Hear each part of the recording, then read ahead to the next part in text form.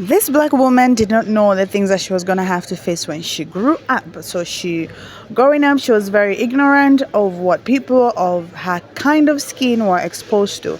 And because she had a surname that was not like African, I don't know, for whatever reason, she explains that other black kids hated her. So she grew up making white friends and etc. So when she got to medical school, that's when the problems of the health side of her skin really hit her. You're going to hear her explain in this video how she had this African American life and experience, and she's now in her 30s. It took a while, guys.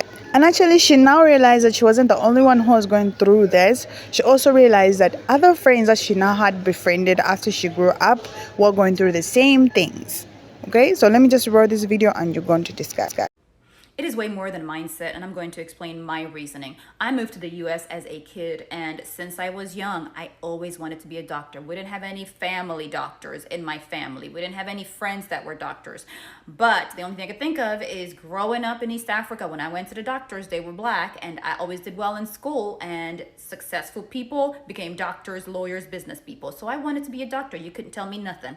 Came here, tried to befriend everybody in school, but the little black kids were really mean to me, so I befriended more white kids and Hispanic kids. I was told all the time that I spoke like a white person. I had a white name. I have family that is African American from my stepmom's side, and they would tell me that I'm listening to white music because I preferred pop music. I didn't care. I went on about my business. My childhood, the way I look at it, was as an African immigrant childhood.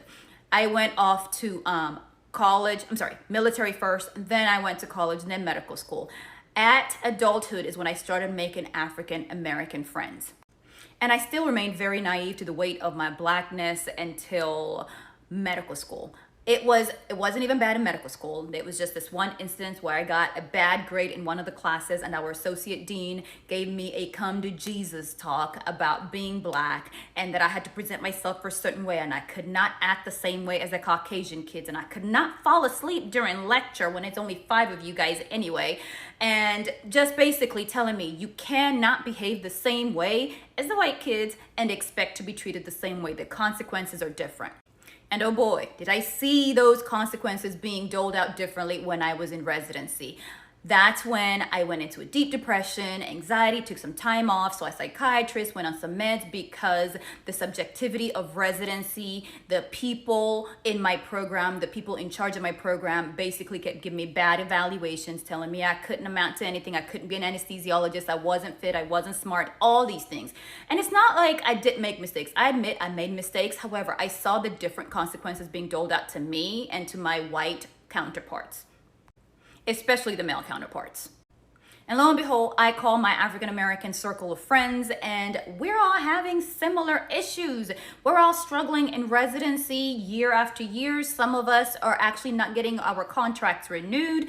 And what is it that we had in common? We had our blackness in common.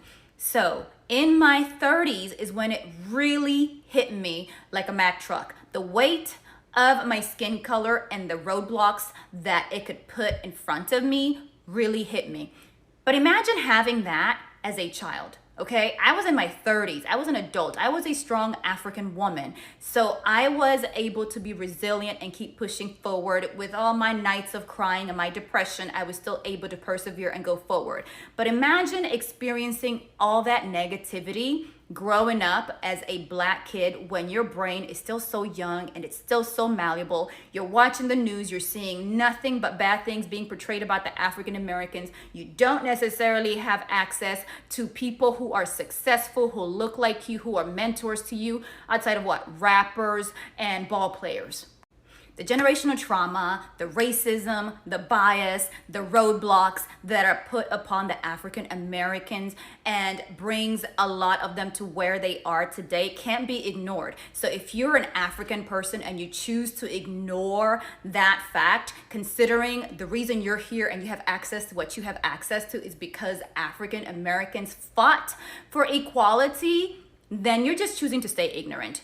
That's my take. That's my African American experience. I identify more as an African American in that regard versus an African person. All right, you guys, you heard what she had just said with her experience. She had it hard. For me, I think her life was smooth sailing until she realized when she was older, but it could be bad because these days it hits from kids, like from when you're really a young kid. I don't know what you guys think about this, so make sure you comment below. I'll see you in the next one.